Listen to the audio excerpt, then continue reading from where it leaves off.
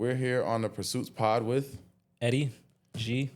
All right, and yeah, let's just start with a quick bio: who you are, where you're from, what you do. Yeah. My name is Eddie. I am a filmmaker, photographer, based here out of Colorado.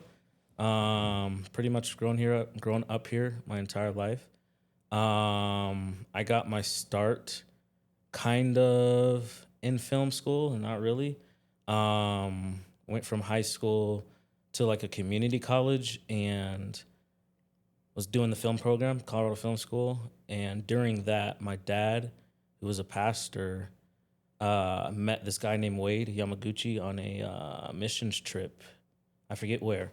But essentially, he was just like, hey, my son's just getting into film, yada, yada, yada. And I started editing for this guy, again, during my first semester in that community college. And even while I was in that community college, I was already just like deeply hype on just like filmmaking. So I was just like, school would end and I'd go home and just be editing and making stuff on my own. But yeah, I started editing for him. And everything kind of like snowballed, and I left the community college right after that semester, like that first semester, and didn't come back and just kept kind of working for my friend Wade, and then for my dad at his church as well, doing all their like video production, video announcement stuff, live streaming. And yeah, that was I think like 15 years ago. So Dang. yeah, it's been a minute. I was back 2011. So Were you always into cameras?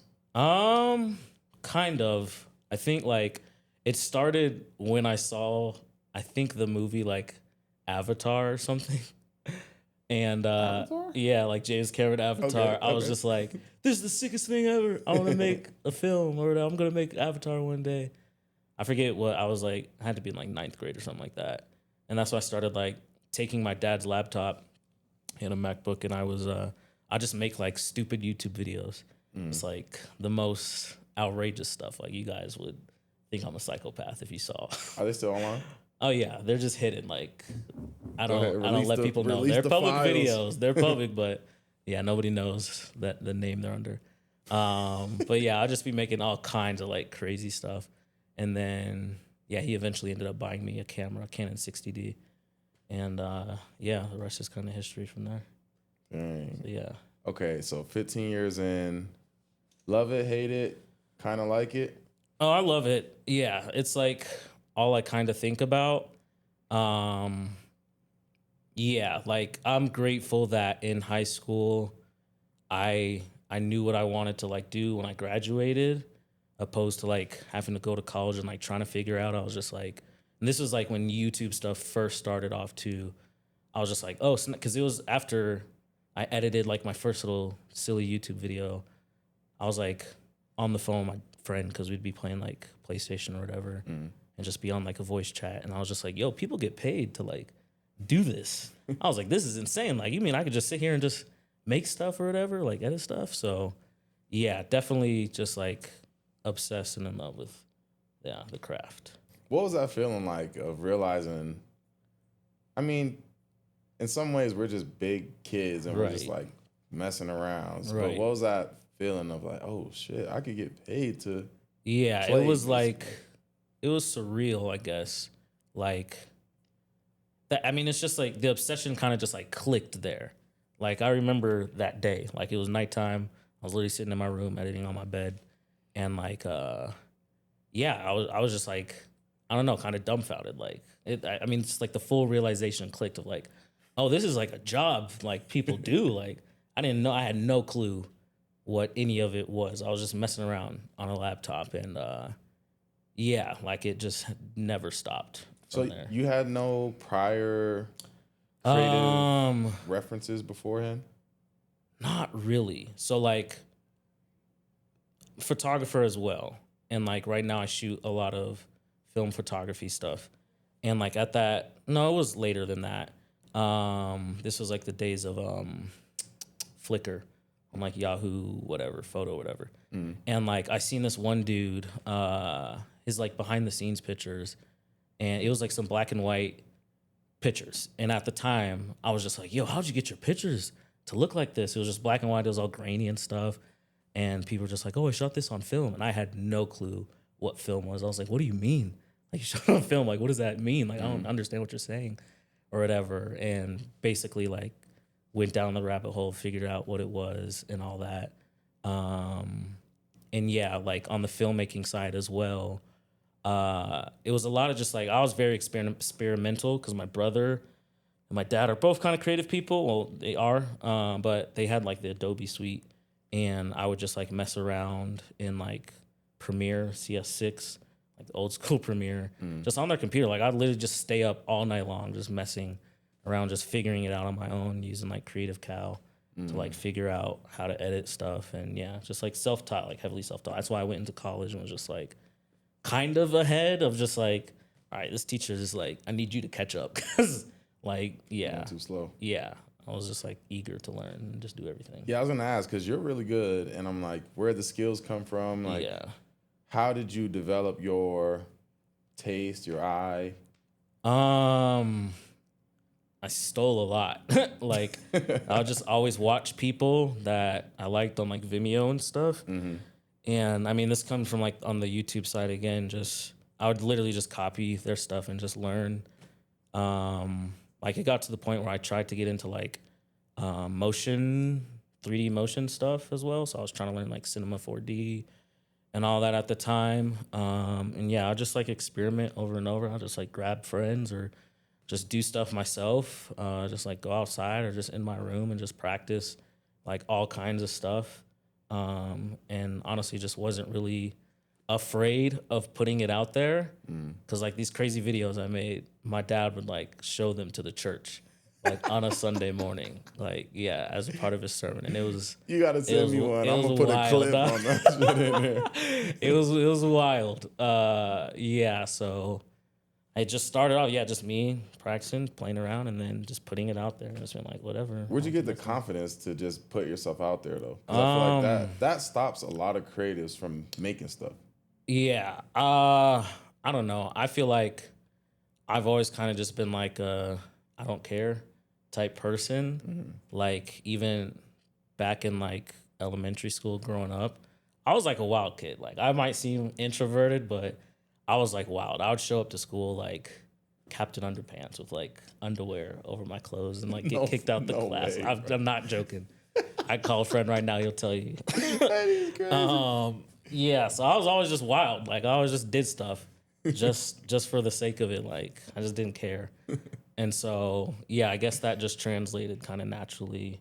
I mean, my dad, he was a public speaker. Parents kind of are because he's a pastor and all that. So it's just like, guess that's like a little bit naturally in me. Like I don't like public speaking that much, but I'll just throw on a camera and just talk to it, do whatever. Yeah, I don't know, it's comfortable, natural. So where are you at in this process? You said you're 15 years in. Yeah. And what stage are you in the creative journey?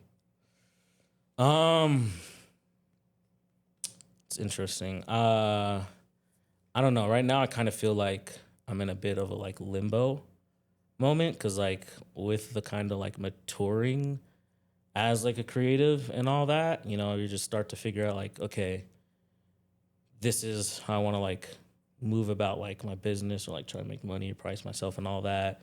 These are the type of jobs I want to do. And like when you start doing like bigger jobs, like when did I transition? I kind of transitioned in like 2018-ish to like on-set stuff versus kind of just solo production stuff that I was doing at my church. And it's kind of hard to like, it's been hard, I guess, these past 6-7 years to figure out like my place in the production industry or filmmaking industry. Meaning it's just like, how do I find that consistency? Because like as of late, it's been like bad. I haven't been making like any money, finding any type of just like consistent jobs and whatnot. I mean, and just with like YouTube and social media and all that stuff, it's just like there's so many more people out there, which is like a good thing. But in terms of like finding clients or just doing jobs, it's just like they have a wealth of options. And so it's just hard to like figure out, dang, like, am I doing the right thing? Have I been doing the right thing for like 15 years? Like, do I need to just go get a regular job and like move on from this or just set it aside for a while? I don't know. It's tough. Yeah, I think that's a battle a lot of creators have. And kind of what, to your point, is that it is becoming more saturated. Yeah. And how do you provide a unique positioning for clients, and like Yeah. what are ways that you've been trying to get yourself out there? Honestly, just like putting the work out there, obviously, and like hoping people see it or just trying to get it in front of other people and like reaching out to other people here and there.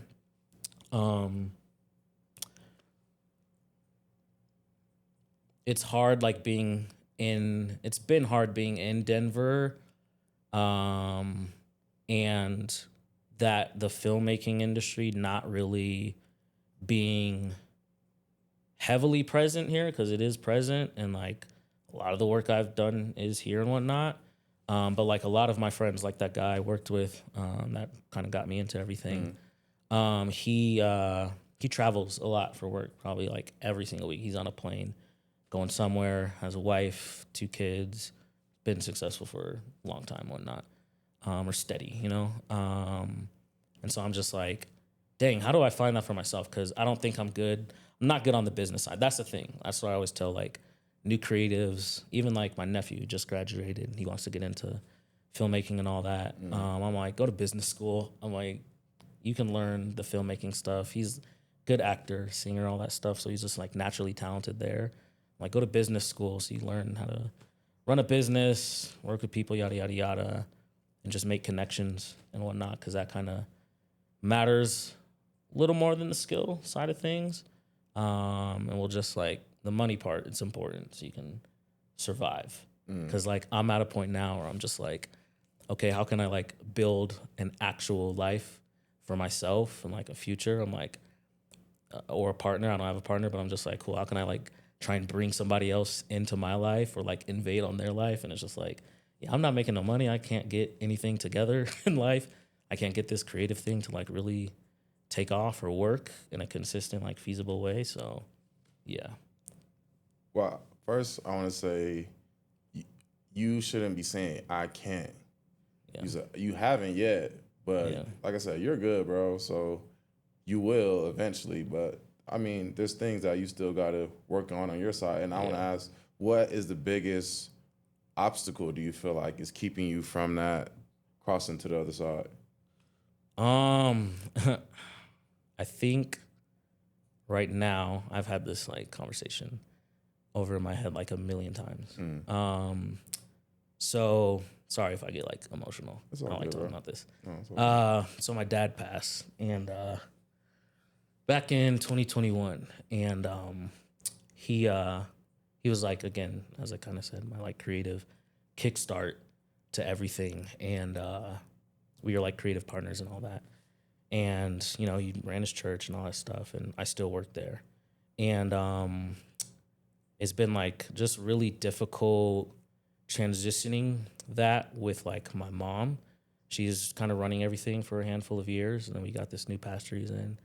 He's cool and everything, but it's just like the church stuff was like his legacy. And when you're in that for so long, I was in it for like 15 years and whatnot, you're just like, okay, this is like my God-given purpose in life to like do this, create media videos that are like positive and encouraging to like people's lives, the spiritual lives, their walks, all that stuff. So I'm just like, cool, this is what I'm doing. And amazing opportunities have like come from it. I got to go to Africa twice, all that stuff. That was crazy. Yeah, when he passed and like that transition period, it's just like, okay, he was building this legacy, and I'm just like, feel like I'm watching his legacy like die, but at the same time trying to like hold on to it for my family. Cause like my brother, he had moved years prior. My sister, she'd kind of stopped coming to church and all that for a little while. And I was just like, dang, it's just me and my mom like trying to like sustain this thing for like this community that's been built for like 20 something years, right? And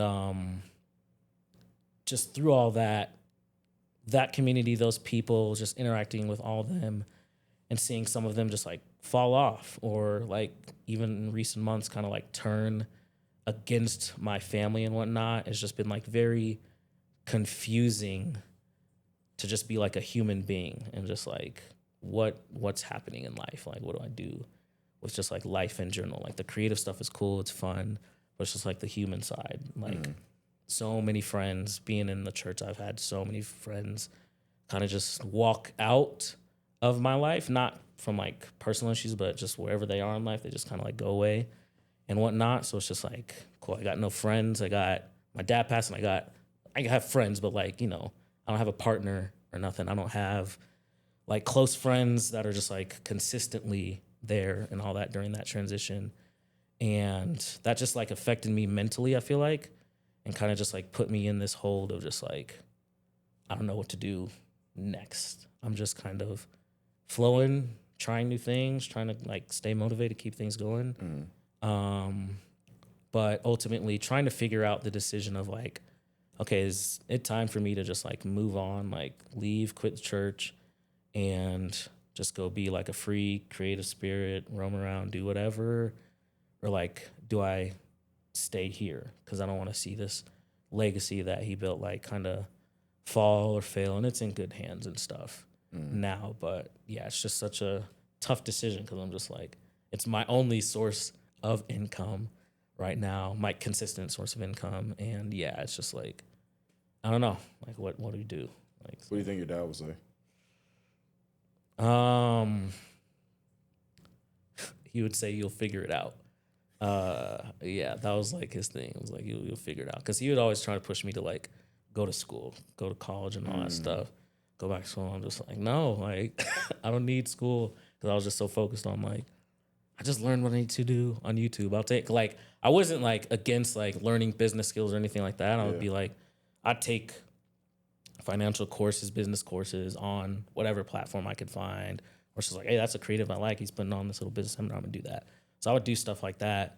I just like didn't have the patience to like go sit in a class. And yeah, I was just like, nah, I hate that environment. What's your first impulse then? If your dad trusted that you would figure it out, what does your own impulse tell you? I think it's to quit and move on. Like if I'm being honest with myself, I just genuinely like, I don't know, like what's wrong mentally, like that I can't just like pull that trigger and just like move on. So yeah, I don't know. So you're in this limbo period trying to, I think, okay, so that tells me you kind of know what you need to do, Yeah. but then something is holding you back a little bit.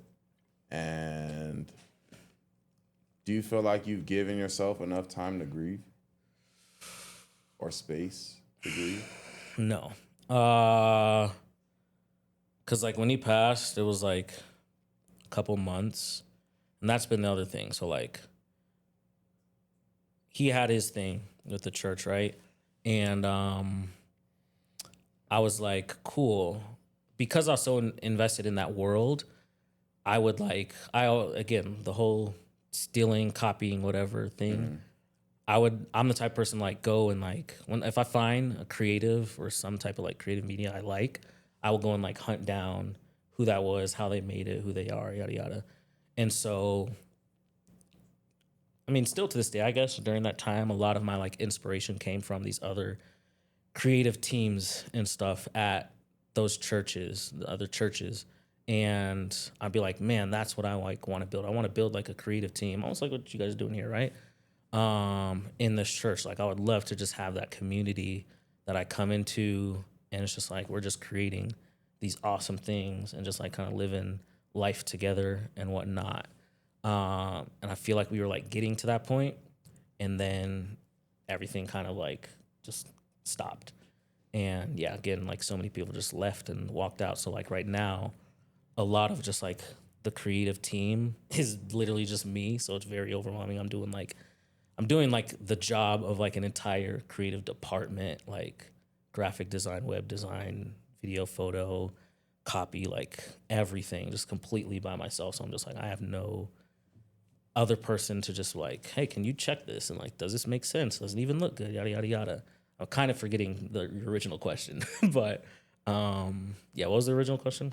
I always get caught up in just listening to what No, you're you're okay. saying. I mean, I can go off of that, but not having like that team, I don't know, it led me. I asked you, have you given yourself enough space and time to grieve? Yeah. Yeah. Okay. So like I had that, not having that team, not having the creative team, kind of just like hurt me in the way of I didn't have time to take a break when my dad passed. We took like maybe 2 or 3 months like after he passed off, and then kind of like jumped back into things. And there was still like a ton of trauma because his death was like extremely traumatic for me. It was like my little worst nightmare. And like, you know, went to therapy a little bit and whatnot, and that helped some. Honestly, I need to go back. But yeah, like not having that proper space to even like take vacations and just breathe and like step back. Like, cause yeah, there'd be times where I'm going on like, okay, I'm taking a break, I'm going on vacation. And then I'm getting called from work like, oh, how do we run this? Oh, such and such camera or blah, blah, tech things not working. And it's just like extremely frustrating because I'm just like, I'm trying to just like live life and like just enjoy the sunrise or like sleep or whatever, hang out with somebody. And I can't do that. I can't ever get that separation. And that's still like kind of to this day.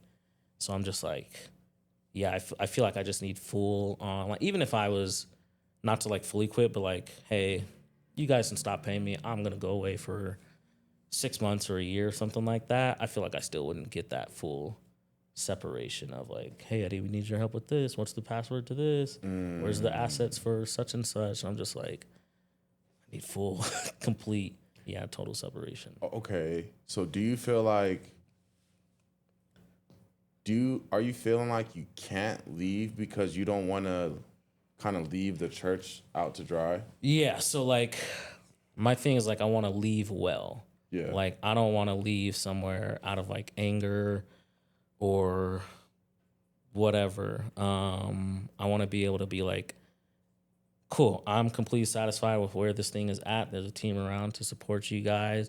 So you don't really need me. It can function totally without me. That's how I would love to leave it. But right now I can't. So I'm like trying to hold out to like build it to that point and then be like, all right, peace. But I just feel like it's just not even getting there. So yeah. So you're kind of stuck. Yeah. In some ways. Yeah. Yeah. What does it even look like to get? I don't really know how. I mean, I do, but I don't. Like, I grew up in a church too, but I never was in like the behind the scenes of how even a church operates. But I'm just like, how does a church even grow a media team? Right. I mean, it's all just off of community, and leadership, obviously. Like my dad would always try and push me to like, your leader, be a leader, leadership training stuff. So there's like books and stuff I'd read. But I just like, I don't know. I felt like the part of the problem was when I came on, it was all like older people, like significantly older. Like you're 30, however many years, something older than me. So like when I came on in this position, the team that was there literally like left. And that it wasn't because my dad brought me on. It was somebody else that like brought me on. And like, I was just like, hey, I'm not here to like mess up what you guys are doing. But they were kind of like offended and yeah, kind of just like pieced out on me. So like the whole kind of journey there, like since I started like actively, like how old was I? I don't even know how old I was. Probably teenager still. Yeah, I was definitely like 17, 16. I don't know. But like my whole journey has been just like people kind of like walking away from me, like whether that's in my personal life or creative life. I'm just like, I didn't even do nothing. Like I just came in, like, or we've like worked before. So I'm just like, what's the problem here? Worked together before. Yeah, it's leadership and just like community there. And like through the years, like people have come in and like helped out like really dope, really cool, helpful people and whatnot. People of all ages, like men older than me, women older than me, and like some people younger than me and whatnot. And like I've partnered with like Colorado Film School, and I think it's called Colorado Media School. I don't even know if it's called that anymore. But I've tried to like reach out to outside people and like get help from them, like internships and stuff like that. But nothing's just like really stuck. But I mean, from what I know, obviously like part of it is just like being attracted to what people are creating. So like that's why I would always try hard to like really push to make like cool things. So I'm just like, I want somebody to be like, yo, who's this dude? Let me come like help. And that's worked here and there and whatnot, but you know, people have their lives and all nuance and stuff. So it's kind of complex in terms of just like how it's built. I haven't really like cracked it, but I mean, it does at the end of the day kind of just break down to like good leadership and whatnot. And just community getting behind it. Yeah. Dang. Yeah. How connected is your creative process and your faith? Very. I've always wanted to be like, I want to just do things, not even more so just like create, but like, well, yeah, when it comes to like jobs and stuff, it was just part of the reason I'm just like, I don't want to go work at a McDonald's or whatever, just like in a business office, like punching numbers or something. Cause I'm like, what I do has to be tied to like some type of just like greater purpose of just like helping people in a positive way, some way, somehow. And like I was doing that, you know, with the church, and still kind of am. And so I'm just like, yeah, I need some type of greater purpose than like flipping a burger. And like that's kind of, it's been good and bad, meaning I was just always been on the mindset like, I don't want to go create like a McDonald's commercial or whatever. There's no purpose in it. It's just a McDonald's commercial. What type of like documentary or spec project, whatever am I doing that's like some type of positive influence on somebody's life, whether that be subliminal or just like straightforward. So yeah, but I feel like that's kind of hurt me in the way of, dude, just go do the regular thing so you can make money and yada yada. You know, like not everything has to have some grand purpose. Just do it, collect the check, move on to the next thing, and that will help build towards whatever it is you want to do. So, yeah. Yeah. So have you operated currently as like, I'm not going to take it on unless it has a reason? No. As of recent, I've just been like taking whatever. Like I've picked up a lot of like PA gigs. And that's just like been super chill. Yeah, I'm just like, let me just get on set, meet people, and have the least amount of responsibility possible. Yeah. I was like, that's cool, because being the director or whatever on something, producer, I'm like, that's a lot of stress, responsibility. Being the cinematographer, I'm like, no, holding camera is heavy, hurts my back, yada yada. I don't want to do all this. Just like, bro, I will go get everybody lunch and just like be satisfied. Cool, can be able to serve people, you know, in that way. So that's been cool. Damn, that really bothers me, bro, because that is one of the big things I noticed when I moved here is that there's a lot of talented people. Yeah. And then there's not that many opportunities for talented people to like survive financially here. Yeah. And so a lot of people end up moving, or like you were saying about your friend that's just traveling all the time. Yeah. It's like, how can we work together to create a better ecosystem? And two, how do we just generate more opportunities for talent here? Yeah. Because like, I don't know, that just sucks. Like, bro, you're good. Thank I you. think you're good. When I first even saw your page, I'm like, who the fuck is this guy? And I saw he was black, so I'm like, oh, let me try to reach out to him. Yeah. Thanks. But I would say I'm down to help you figure out how you could get people to the church. Because I'm sure there's a bunch of people that would be down to just learn media stuff. Yeah. But kind of just takes getting the word out, especially in a church. Yeah. I always tell people that, like, even especially when I'm trying to recruit, I'm like, the church is honestly like one of the best places to learn filmmaking skills, like in general. I don't care like what you believe.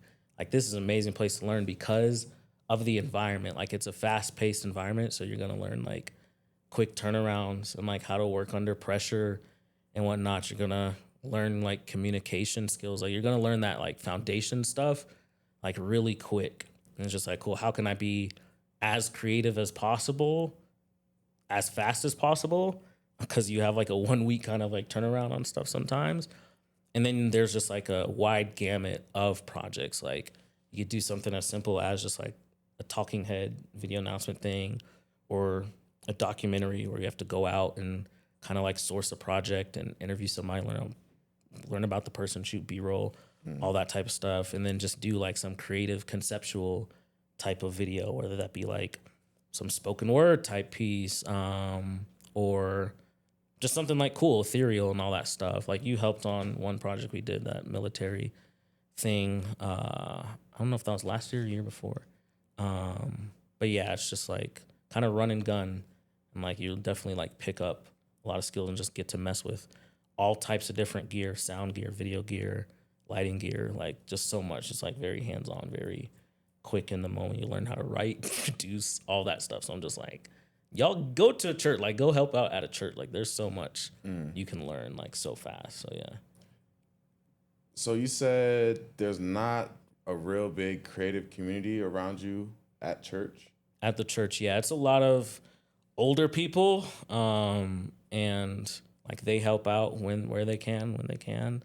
But it's just like there's times where I'm just like, dude, I've taught you how to like where the power button is on the camera like 100 times. It's just like you still can't remember. It's just like this is exhausting and whatnot. But yeah, like there's young people that come through, but like they're like somebody just this past week said he's interested. So I'm like, cool, I gotta contact that dude and whatnot.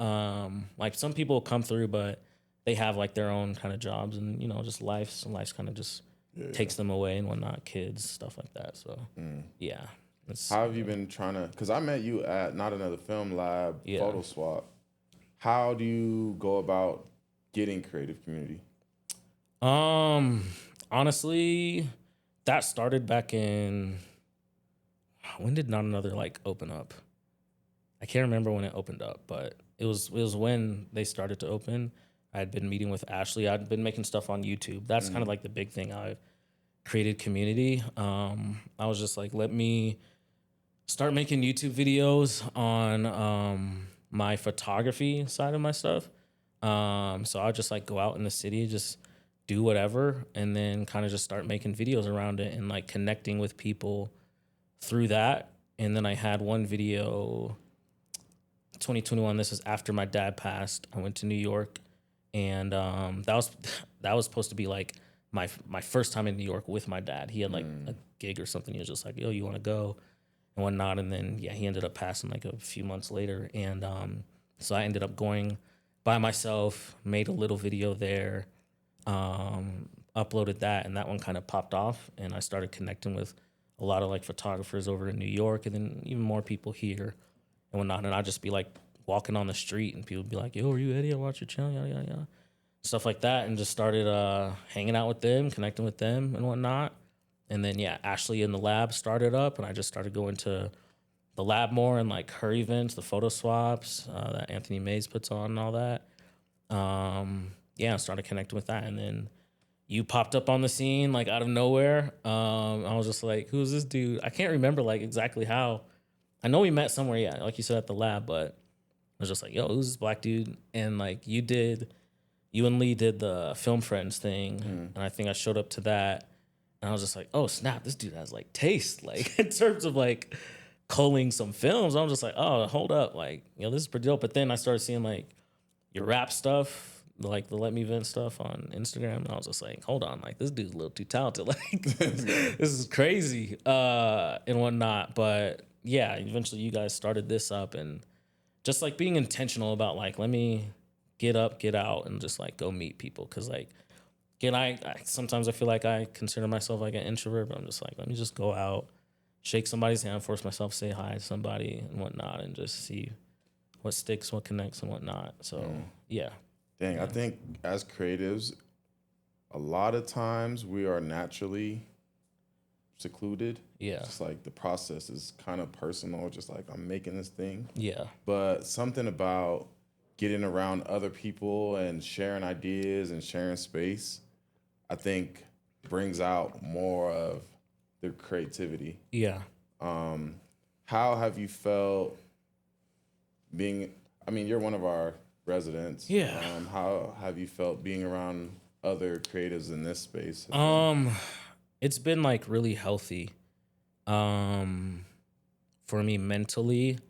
Cause yeah, like you're saying, a lot of times I can just be like isolated. Like I'm just gonna sit inside. I'm not going nowhere. Don't want to show up to no events. None of that.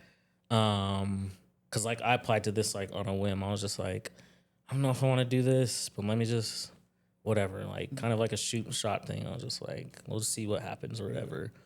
And it's been good because like it's given me like an opportunity to just be like, well, first of all, just being like a co-working space. Like, let me get out the house. Let me go edit somewhere where there's like sunlight and whatnot, not just be indoors. But then, yeah, just be present around other creative people, like doing their things, even if we don't interact. It's just been like healthy on the human side to just be like, cool, I'm out here doing my thing. Or I might assist or help somebody with something else. And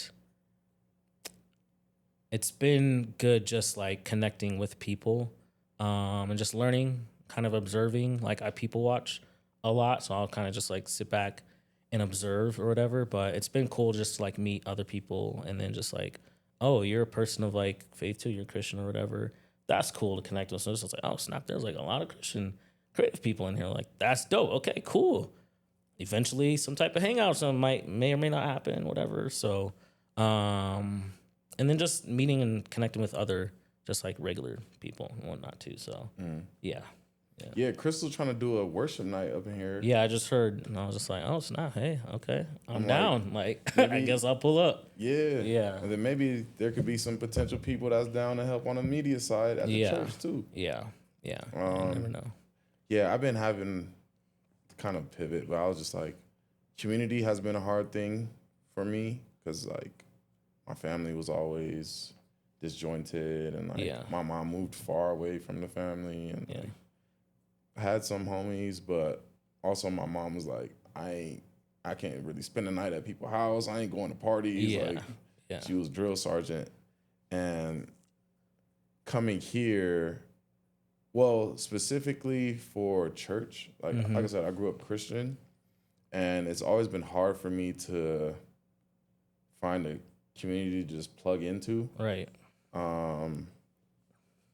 Just because, I don't know, something about, I just had like a, how do I put it? Like a stain, like a feeling of church that was stained just because like I was always forced to go to church. Yeah.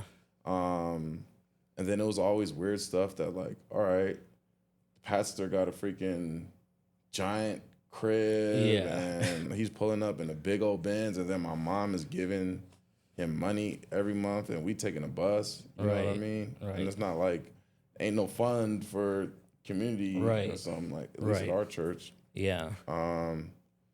So it's just like, I don't know, trying to find genuine community. And because I know there's churches that is genuine. It's not like extracting from the community thing. But trying to find genuine community has been a challenge. But I would say since being here, especially like we started this place and our whole purpose is like, how can we give to the community without extracting from the community, and how can we leverage our community efforts to like build a financial ecosystem where we could all thrive from it. It's just I've met a lot of genuine people, and I appreciate you for being a person that I think you could benefit from community, and that's why I really was like, I fuck with Eddie a lot, talented, but your ass be by yourself all the time. I'm like, let's just try to get Eddie in here. But someone that believes in the community aspect, and especially a person of faith that, which we never really like super got down and talked about, but just someone that, that gets it. I think like what you're saying about the genuine community is like hidden because, yeah, like that's definitely like part of what I'm seeking, like just friendships, like because if you can like connect with somebody just on a deeper level, like when it comes to creating, like you're only gonna make like better stuff just by default and whatnot. Cause yeah, like even with some of the experiences you're talking about with like church and stuff, like that's a lot of what my family's going through right now. And it's just crazy growing up in that environment and just like learning just all the time humans and whatnot. It's just like, yeah, it's a place for like imperfect people and whatnot, but it's just like, man, we've like invested into you guys, like not financially and stuff like that, but just like emotionally and whatnot, like life wise and all that. And to see so many people just like turn like just on us and my mom and stuff like that. It's just like, okay, I might not have like any friends like anywhere in life. And I feel like she doesn't either and stuff. So it's just like, dang, like just going about life, like when I interact and meet just even with like strangers and stuff, I'm walking with like friends on the street and whatnot. I'm just like, yeah, this is fun what we're doing, but like, how are you doing as a person? Like I care about you as a person. And just like your state right now. Like, I mean, that's more like private conversations you have with people and not, but I'm just like, I care a lot. Like one of my friends I was talking to, his name's Vince. He's like kind of been like, you gotta like chill out sometimes with just like how much you care for people. Cause like sometimes there'll be like a fault in a way of just like, man, I'm giving this person like too many chances and like it ends up burning me or something like that. But I don't know. It's just like a part of me that I'm like still working on. But yeah, it's just like, how do we create these genuine relationships with people opposed to just like, hey, that person does this, they're cool, they're talented at this, let me use them. All right, we're moving on. And it's just like, dang. Yeah. Like when they disappear for a season, it's like who's there checking in on them and stuff like that. So yeah. You said that you deal with a lot of people coming into your life and leaving. Does that make you hesitant to make new connections with people? Yeah. Yeah. Yeah. Yeah. That's all I can really say on that. Yeah. Well, I think you even being around here has been a step Yeah. that I'm like, oh, fuck yeah. And my wife loves you too. She's like, I fucking love Eddie. Yeah. And that's why I always be like, where the fuck Eddie at? What you got going on? Yeah. And however I can help, I'll be like, Eddie, pull up to this thing or let's do this. Do you have any stuff that you're working on? Yeah. I've been like practicing like in conversations, just like and people are just like, oh, I've just been busy. I'm like, no, like actually talk about stuff you're doing. Like I got this, like even if it's something stupid or simple, like I'm working on a website. Yeah. Yada yada. Right now on the photo side, I have a few like photo projects I'm working on. One obviously of my dad, but that one's like extremely difficult to put together because I've kind of been photographing him forever. He was like my main photograph subject, just like in life. And then just stuff around the city with these black events, Juneteenth, vibes in the park, stuff like that. Just kind of like a lot of my street photography work. So doing that. And then like the big thing right now is a film that I'm trying to submit to Sundance. So I need to like get more active, but it's called Create and Survive. And it's kind of what we've been talking about here. It's about what you're talking about. It's about three creatives in Denver and their journeys on kind of just like connecting and building with community and just figuring out how to survive like on their kind of creative journeys and pursuits and whatnot. So yeah, I've been working on that for like 3 years. I'm supposed to be one of the subjects too, but I'm just like, I just haven't figured out how to kind of tackle my end of it and whatnot. But yeah, it's a short documentary, might be like 40, 30 minutes, something like that in length. But I want to do like something big with it, not just like, hey, these are these 3 people or however many, because it was supposed to be more than 3. And their journeys, watch this, cool, like it, whatever, and just like upload it to YouTube. But I wanted to like really kind of like feed the community with it, meaning create opportunity around it. So it's just like, cool, we premiere it somewhere, if possible, like multiple times, and be like, hey, throughout this, here's how you can partner with the film lab or like studio stuff, something you can like rent or use, or like here's just creative resources to kind of like help people on their journey and whatnot. So yeah, it's a lot. I still got a lot to figure out, but Sundance is like coming fast, so Yeah. I need to get it together and finish it. So You doing it? It's all good. yeah. Damn, bro. Oh, I wanted to ask, how important is blackness in your creative process? It's very important. It's something I've like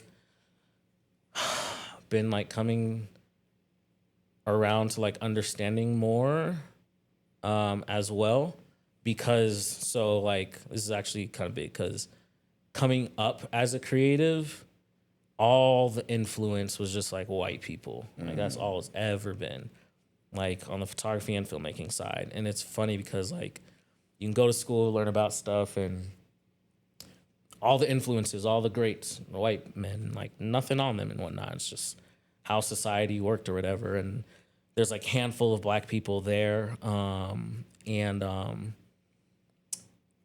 I think it's affected me mentally because, man, like being on set, like so many set over like the 15 years of doing this, good Lord, I don't know if I can ever count a set where there was more than like 2 black people, to be like completely honest, except for stuff that's like happened here. If something's happened here, right? Like I was on a set, this was back in,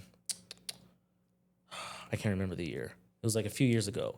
But I met the guy who created, funny enough, he designed the Avatar, James Cameron Avatar or whatever. His name was Jordan something. I can't remember his last name. Really cool dude, funny dude. But he was like happy to see me on set because he's been doing this for a long time. So like Avatar and all that stuff, he's working in Hollywood. He's just like, dude, the amount of times I've been on set and there's been more than like 5 black people, like I can count on like one hand or something like that. I'm just like, it's insane and whatnot. And it sucks to like be in those environments and only be like the only black person on set. Is just like, dang, there's nobody here to like connect to. When I worked on this job back in 2018, there was, I was a assistant editor, and yeah, I was the only black dude on the crew. But one of the subjects was this black kid, who the producers had like literally pulled straight out of jail. And we were like on this ranch out in Buena Vista. And that experience was so interesting because I'm observing this dude that's like in this kind of like, because the project was kind of around like this rehabilitation stuff. And this dude is like just being mentored by like, and he was like kind of, I don't want to say like ghetto black dude, but like, I don't know, that was kind of like his background or whatever, just more hood, kind of background or whatever. And it's just like he's being mentored by these just like white people. And it's just like, and they didn't want the crew talking to them at all, even though we'd be like eating lunch and all that stuff together, like don't talk to the subjects. So I'll just be sitting there and it's just like the one other black dude that's here, I'm literally not allowed like contractually to talk to. And I'm just like, this just doesn't like make sense ethically, just from like a human perspective. Like I can't even talk to the dude behind the scenes. And like, it was him and a couple other kids, and it's just like you can just tell they're going through it. Especially like, I haven't been to jail or nothing, but I'm like, I can only imagine just like the thoughts going through his head and stuff right now. But I mean, just that experience and just so many others of just like being treated unfairly or kind of just being like looked down on. There's been times where I've been on set and like some dude's just like talking under his breath, like director's just talking under his breath over the way I'm like rapping a chord or something, and I'm just like, are you like serious right now? Like, dog, I'll hop on a plane and just like go home, just leave y'all hanging. Like, this is just crazy. And it's been a lot to just like learn how to operate in those environments, but honestly it's just like I try and just like operate just like the best version of myself authentically as I can, and not like code switch really for anybody. It's just like, man, just be you. Like, if they mess with you, they mess with you. If they invite you back, they invite you back. And that's the thing. Like, I feel like I haven't been invited back on to like a lot of just like sets of productions, partly because like I'll just say it because I'm black or whatever, because I'm just like I've seen people, we've worked on the same things, did the same job or whatever, and it's just like, why is that person like thriving, succeeding, doing their thing, traveling on over, and like I can't freaking get a PA gig at like minimum or something like that. But I would definitely say there's just like power in numbers, with like just people of color in the community, male or female. Like even if it's just one or two of you guys, like there's just so much weight and power in that. So it's just like, just walk with that like confidence and authority and just like understanding who you are. And just know that like you're damn good at what you do. And that's why, you know, you're in that position, but there's always room for growth and stuff like that. So yeah. Damn. Being in Denver too is like a whole beast of its own. Yeah. When I moved here, I was like dead set, like I have to find black people. Yeah. I can't be in these spaces where it's only white people. Yeah. And that's kind of like all the spaces. Yeah. And I said this to someone and they kind of got mad at me, but I was just like, a lot of the black spaces are centered around entertainment and partying and shit. And I'm like, there might be other spaces, but it's just like, it's not popularized. It's not super big. Yeah. And that bothers me. It's like, how do we get around?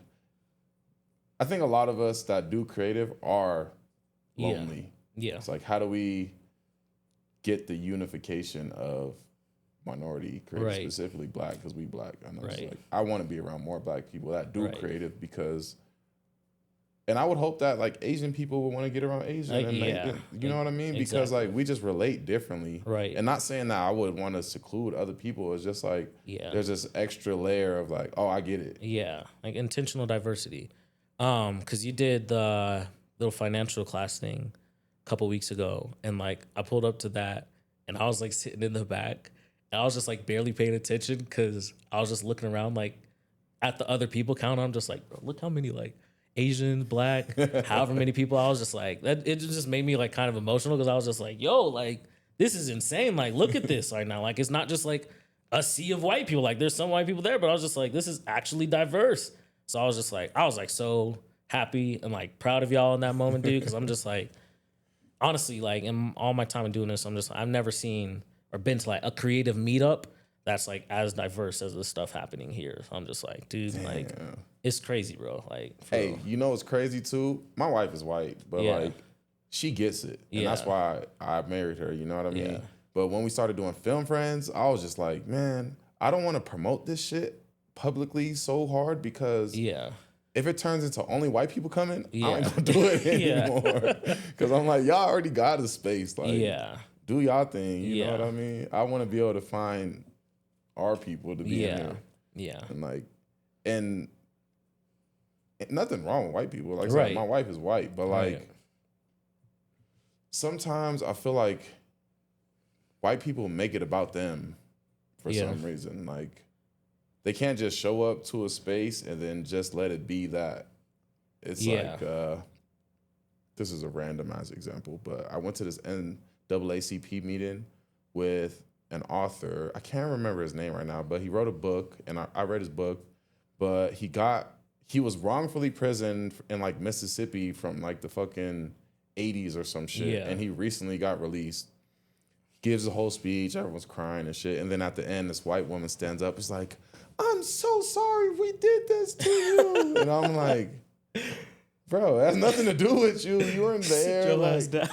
yeah, exactly. Like, let's let it be. It's hilarious. Yeah, and I just feel like a lot of times, I mean, all over the fucking world, but like Denver is just this it's a blue state, or Colorado's a blue state, but like there's just this internalized racism. Like they may not even fully be aware that they're being racist. I think that's the biggest thing. It's just like there's definitely like just a lot of education that needs to be had on just like, because there's people like super cool people I meet all the time that are like white, that down and all that. But yeah, it's just like there's still just so much more kind of education for their community that needs to happen on just like, hey, this is how you include more people, and this is how stuff should operate. See, what's funny is that a lot of the events say they're for inclusion. Yeah. But since they have no real experience dealing with other cultures, they don't know how to create an event that is actually inclusive. Yeah. They could just say it like, I'm for diversity. Yeah. But they never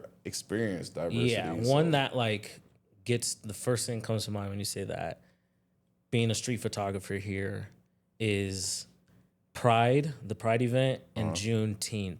Nothing against Pride and all that, that community, but it's just like what bothered me about it, like shooting Juneteenth specifically, is it'll happen in 5 points. Like, here's a black event for black people in a black area. Yep. But then any other white event, I'll just say open event in Colorado, is in some huge open space, huge open park.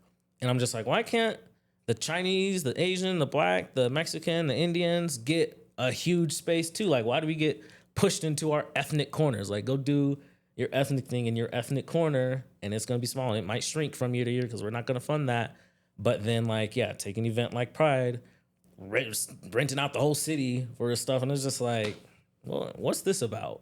And it's just like, people feel that. The Asian people, the black people, Puerto Rico, whatever, they all feel that stuff. It's just like not seen. And that sucks. Yeah. See, and that's why, and this is like a whole other topic, but like a lot of people say gatekeeping, but I'm at the point where I'm just like, fuck the gates. Like, I could build my own shit, and whatever gates they have is not gonna stop me from doing this shit. I'm like, we're doing this and no one's fucking helping us. Yeah. No one's giving us the city ain't backing us. None of the foundations is helping us. And I be telling people, I went to a fucking like leadership meeting for film. Yeah. Literally, I'm one of 2 black people. The other black dude is like a part of their thing. Yeah. And I'm getting everyone's card. I'm speaking up at the meeting. You know what I mean? Yeah. I'm getting people's emails. I emailed everyone after the event. Yeah. One person messaged me back. Yeah.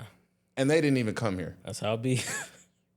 Maybe like 2 people came to check out the spot. But I'm like, why is that? Yeah. I'm like, what? Because I'm young? Because I'm black? Like, yeah. What is I'm just like, I'm trying to help build, and I don't know. I just at the point where I'd rather build with the people that get it, and then everyone else, like, not fuck you, but like you'll catch on later. Right. I think there's definitely power like in that, especially what you and Tyler are doing here. And I think it's definitely gonna catch on. Yeah. As the city continues to grow, especially when Sundance comes here, man. When Sundance comes here, I'm just like, people need to know what's happening. So I think that's gonna be really good. Yeah. I don't want to take up too much more of your time, but I want to get some words of wisdom for you that you can give to younger creatives that maybe don't see the path forward. And obviously we already talked about it. Like, you're still in that process of like, I had highs, and now I'm at a point where I'm just like, damn, do I get a regular job? Right. What is the thing that is keeping you going? And what would you tell someone else to keep going? I would say essentially to just like, first thing that comes to mind is just do the work. 'Cause nobody else is gonna like do it for you. People don't owe you anything. Like, no matter who you are, no matter how good you are, like, people just straight up don't owe you anything. You got to understand that everybody has their own complex and nuanced lives and whatnot. And like, to just be bold and like, just do stuff. Just create whatever you're trying to create. Put it out there and like be consistent. Like, that's the biggest thing YouTube has taught me, is to just be consistent. And even though it has not yet worked out for me like the way I want it to, like, I still try and find like the joy and excitement and everything in it every day, and just continue to just show up and do it, and just know and have faith like that the results will eventually come. Because if it's meant for you, it's meant for you. Yeah. Dang. It's going to work out, bro. Yeah. I know it is. Yeah. And however I can help, I got you. Yeah. And I'm sure there's a bunch of other people in here that got you if you need something. So, like, bro, please keep coming. Yeah. Thank you for being vulnerable and sitting down with me. No, thank you, man. This is fun. And yeah, Yeah. thanks. Appreciate you, man. Fuck yeah. Yeah.